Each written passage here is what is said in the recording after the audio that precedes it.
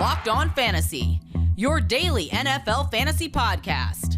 Part of the Locked On Podcast Network, your team every day.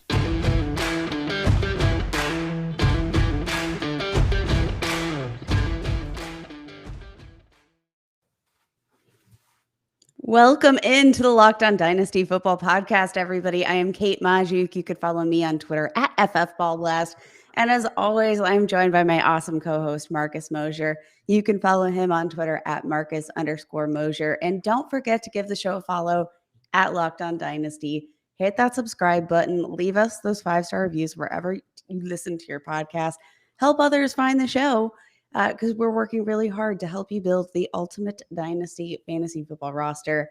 Marcus, we almost have another week in the books. My, oh my, the fantasy football season goes so fast. It doesn't ever stop.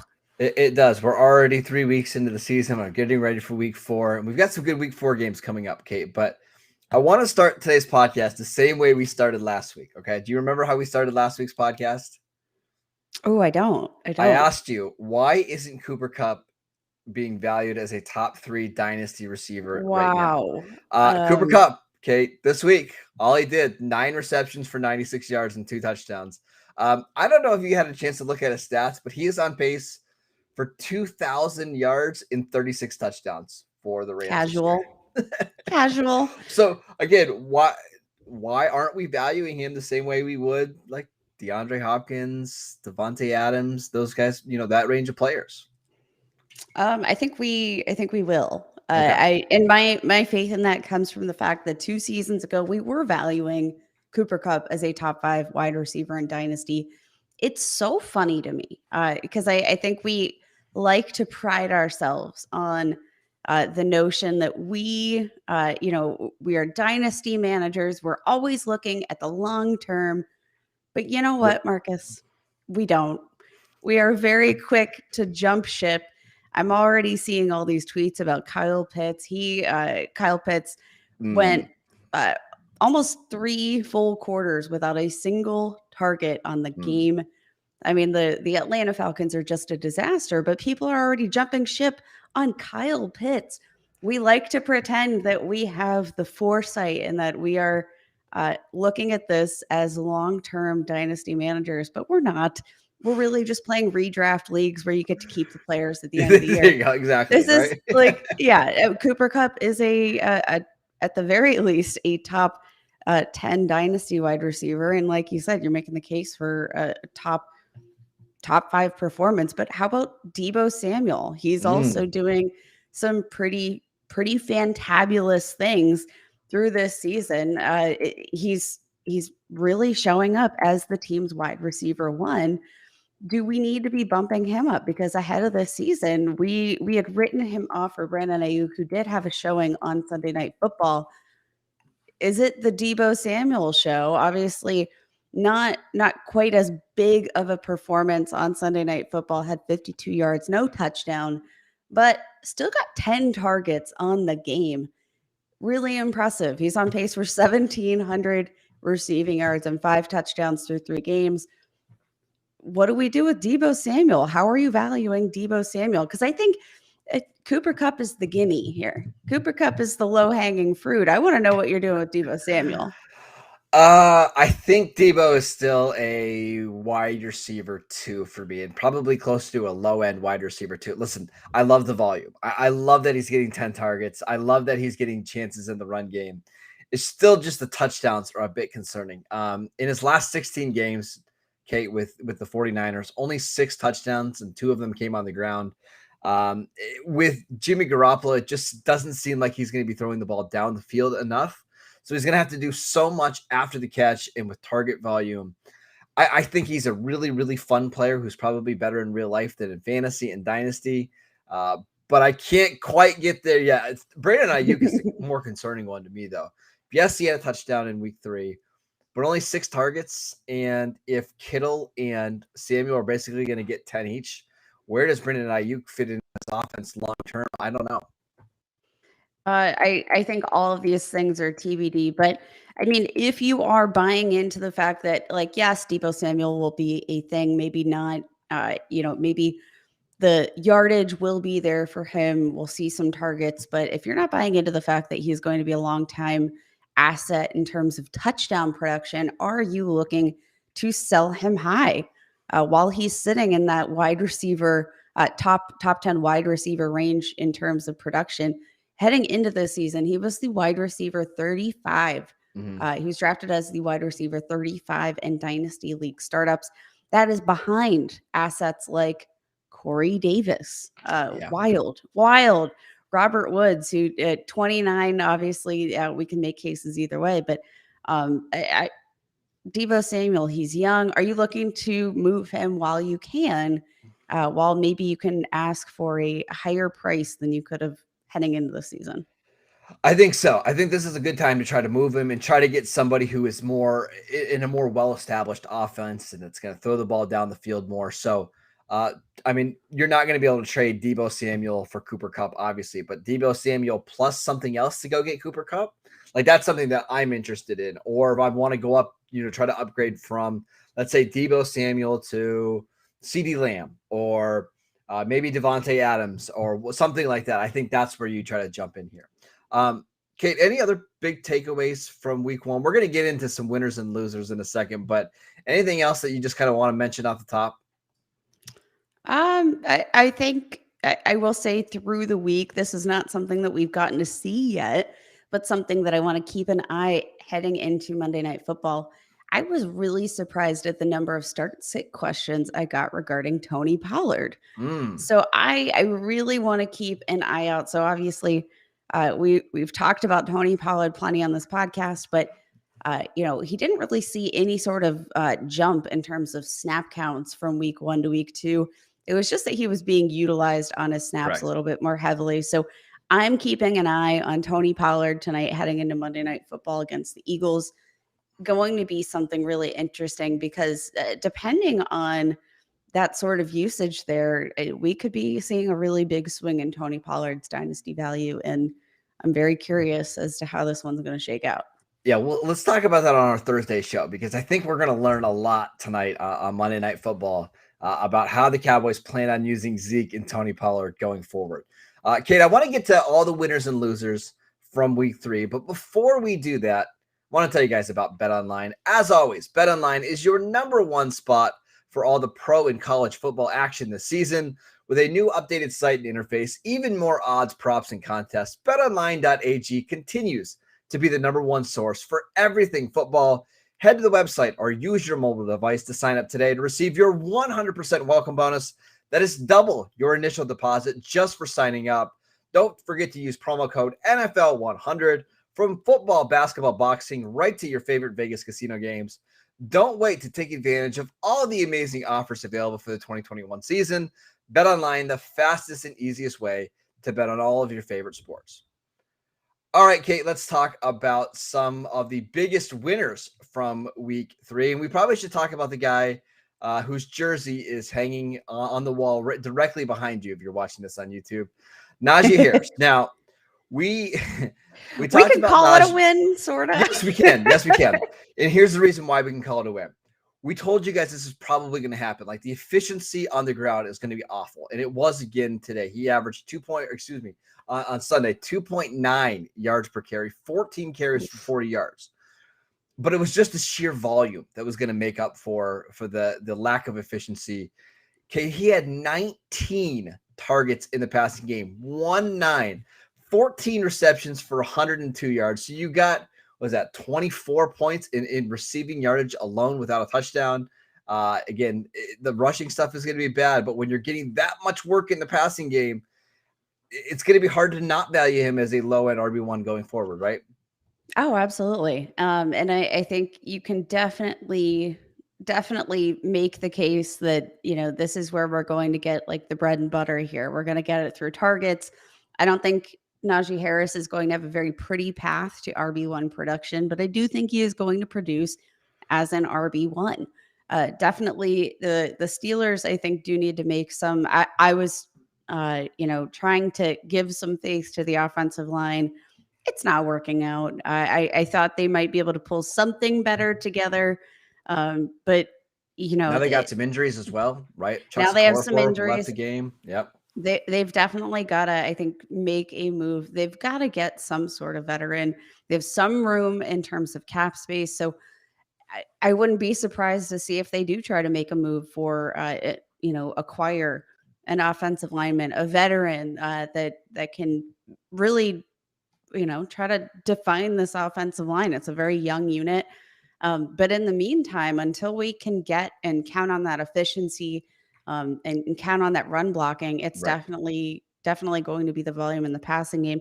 3 targets week 1, 5 targets week 5, 19 targets in week 3. And I think I like the way it's trending. Keep trending that way. I like please. that. Yes. At this rate, he is going to be on pace for like 50 targets in week 5. But I do think that, Deontay Johnson's absence, especially Ben Roethlisberger is looking for these short end targets. And especially while Deontay Johnson is off of the field, I think Najee is going to continue to just ball out as a receiver.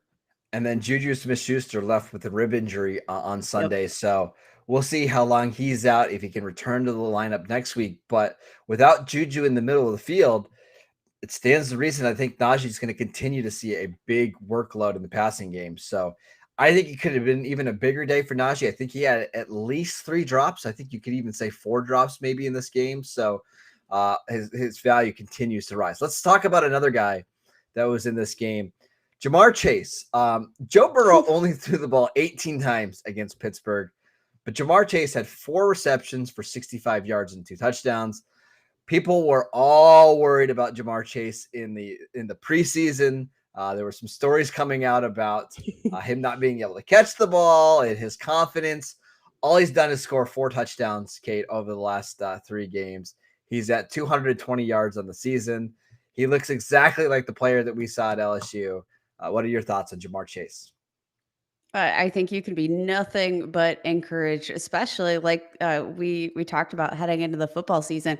We haven't seen JaMarr Chase play football in a really long time. Yeah. So if this is him shaking off the rust and adapting to the NFL game as a rookie, he's going to be a really big problem. I think he's going to be a very nice asset for Joe Burrow to continue to develop as a quarterback. They look very comfortable together. They still have that chemistry very clearly. JaMarr Chase is everything you wanted. And if you were buying because of, the preseason reports, what do you say? The NFL balls are harder to see. Something along those without something the white stripes. Yep. Like it was just really, really silly stuff. But if you were able to buy low there, I think you got yourself a very nice steal. And my God, the ceiling is to the moon. A couple other guys just I want to touch on really quickly. I don't want to spend a lot of time on this guy, even though I know we could do a whole show. Zach Moss, Kate, 16 touches for 91 yards and a touchdown. He had the most carries in this backfield. He got targeted 3 times in the passing game. I thought we were left for dead early on in the season when he wasn't even active, and now he's putting up RB2 numbers. Your thoughts? He is looking better than even I had projected. I wasn't like overly high on Zach Moss heading into the season. Like I had said before, I was a little discouraged by some of the stuff I saw on social media, which shame on me.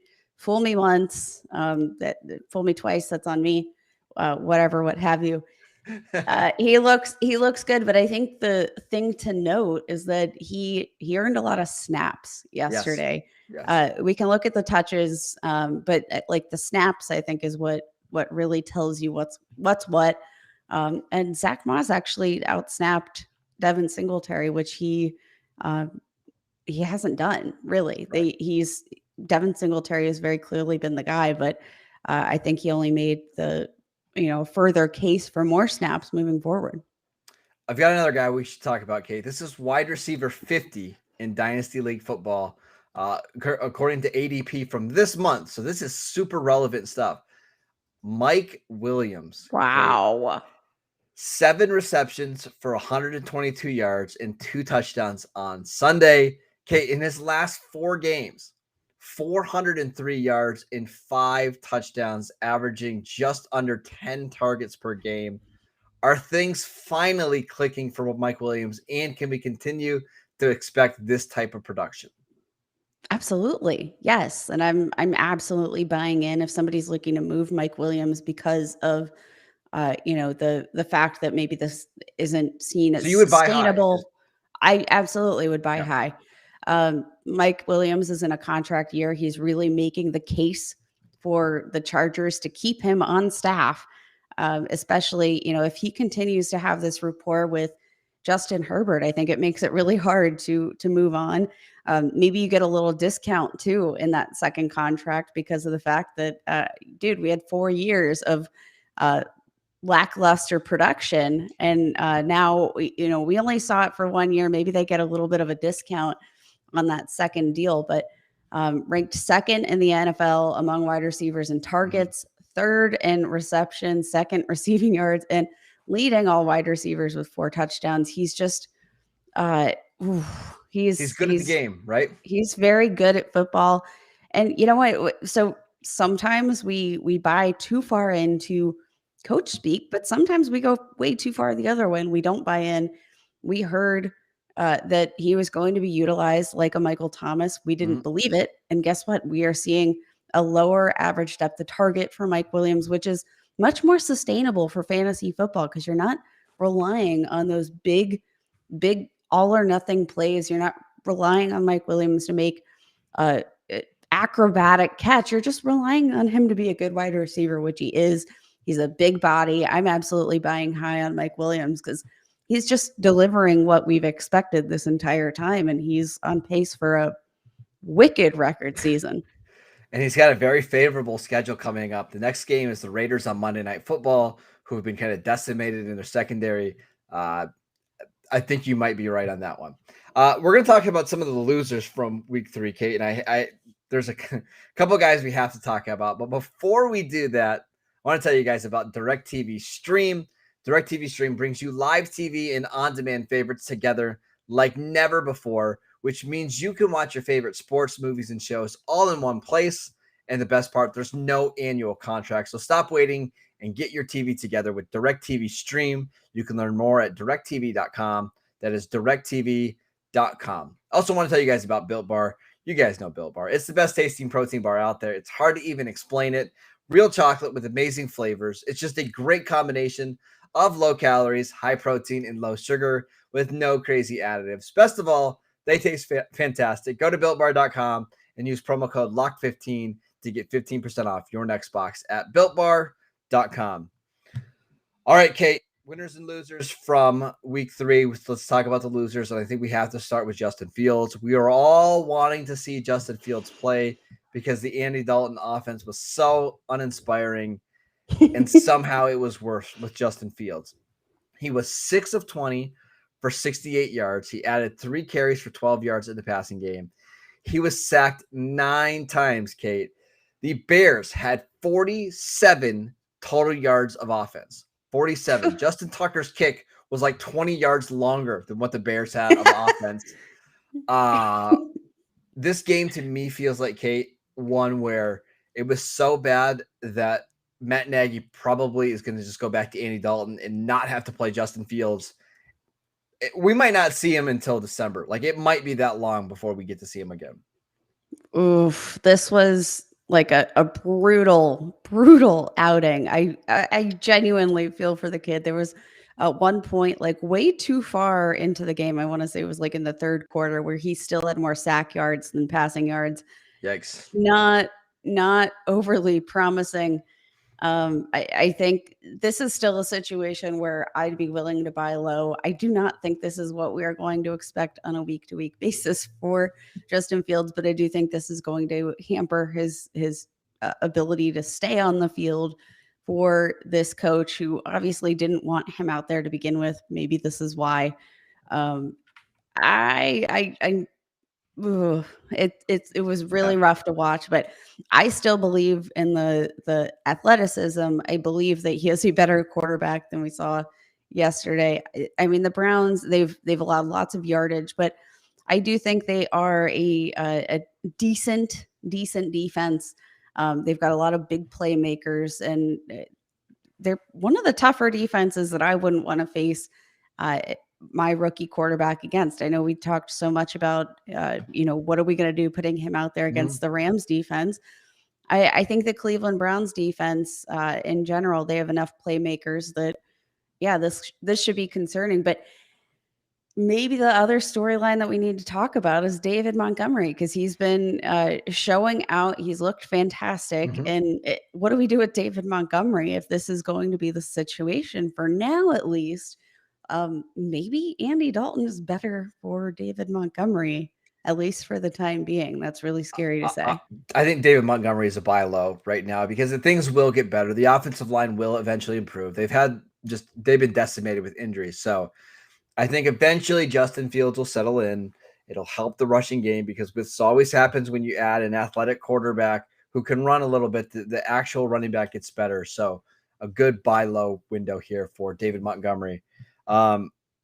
Kate, a running back that I'm really nervous about, and this is a guy that I own in just about every single Dynasty league, is Jonathan Taylor.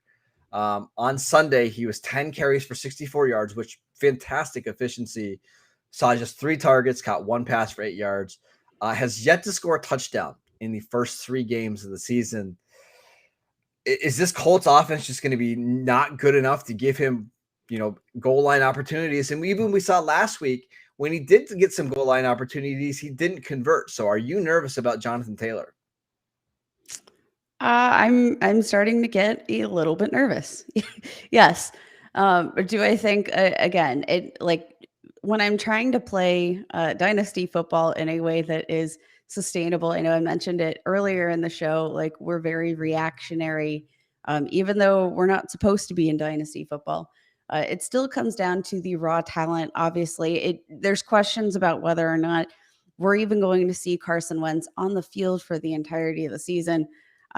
There's so many question marks in that offense. They need better weapons in the receiving game as well. But when I'm looking at the running back itself, yes, I believe he is absolutely one of the best running backs in the NFL. He is just such a purely talented runner. He's a top 5 Dynasty quarterback or running back. And if you're able to, make a trade based on this recent production, he might not be the guy to buy if you were in contention for, a league winning kind of team. But I mean, if you're in a rebuild mode, this might be a great time to buy him low. Cause I do think when you see some semblance of a decent offense, it's going to be really hard to trade for him at any point in his career. I do think things will get better. Now, their schedule is pretty tough, again, to start the season. They got Miami, I believe, this week. Baltimore's coming up, and then it opens, way up. They've got games against the Texans. They got some games against Jacksonville coming up. So I do think he's somebody who's going to get better as the season goes on. But, Kate, I'm worried about the Colts just being so bad that, we get to November and December, and they're a 3-win team, and it's just hey, let's not run our running back into the ground. Let's save, some of the work and kind of split it up. I am a little bit nervous there. Couple other things before we head out. Rookie quarterbacks. For the rest of the season, which rookie quarterback do you want in your fantasy lineup? Yikes. Probably not in my lineup for now, but Trey Lance. I want him on my Dynasty team. And honestly, if you're in Scott Fishbowl, you're probably seeing Trey Lance outscore guys like Zach Wilson and Trevor Lawrence just because of the lack of mistakes. Every time he comes into the game, he's touching the ball and scoring a touchdown, which is pretty incredible. And I think it's going to be, we saw plenty of mistakes from Jimmy Garoppolo in prime time. Obviously, they just missed out on a win, but you have to wonder leaving that game if Trey Lance would have been in more, at least. If we saw maybe, in the preseason, we saw a really nice rotation between the two backs, which was a very unique premise that we saw in that offense. Maybe if we saw some more rotation there, that we would have seen the 49ers walk away with a win instead of a last minute field goal that destroyed the game. And what a fun game, by the way. But Yeah, it was a fun game. I'm I still do mad at think the 49ers, though, by the way. Just don't give the ball back to Aaron Rodgers. That's the ultimate goal at the end. Do not give it back to 12. Yeah, as I'm soon as I saw that touchdown, I was like, this is this went very poorly. I do think that we are going to see Trey Lance get involved sooner rather than later, though. I'm hoping, because every time he touches the ball, fantastic things happen. But I mean, we did see signs of life for Trevor Lawrence yesterday. But the Jets, not a good offense. No. Not a good offense at all. I mean, Zach Wilson's just making so many just mistakes, turnovers, holding on to the ball too long. Justin Fields, obviously, we got the glance there. There's just not a lot that I want to buy into right now. Even Mac Jones finally looked human yesterday. And I'd probably go with him, except that, we know he doesn't have all of that much rushing upside, which is not that key, the Konami code for fantasy football. So I'm probably rolling Trey Lance. Do you have a different answer? Do you know who the highest scoring rookie quarterback was this week, Kate? I believe it was Davis Mills. It was Davis Mills. Now, if you don't count that one, you just look at the Sunday game. Trey Lance outscored Trevor Lawrence and Zach Wilson and Justin Fields in leagues where interceptions are worth like -4, which I happen to play in a couple of those. Trey Lance had 1 carry for 1 yard and 1 touchdown, and he outscored all of those guys. Like, it's just it's so rough out here for rookie quarterbacks. I hope a lot of you guys weren't relying on rookie quarterbacks to help win your dynasty leagues or your startup leagues, like I was, unfortunately, because it's tough sledding out there. It's tough sledding out there right now. That is it for today's show. Thank you guys for tuning in. As always, you can download and subscribe to the podcast on Apple Podcasts, Spotify, or wherever you get your podcast. You can follow Kate at FFBallBlast. I'm at Marcus_Mosher. Enjoy the Monday Night Football game between the Eagles and the Cowboys. Matt and Ryan will be back on Tuesday and Wednesday. We'll be back on Thursday previewing week 4. Hopefully we get to talk about Tony Pollard a little bit in that game, Kate, because that would be a lot of fun. But we will see you guys next time.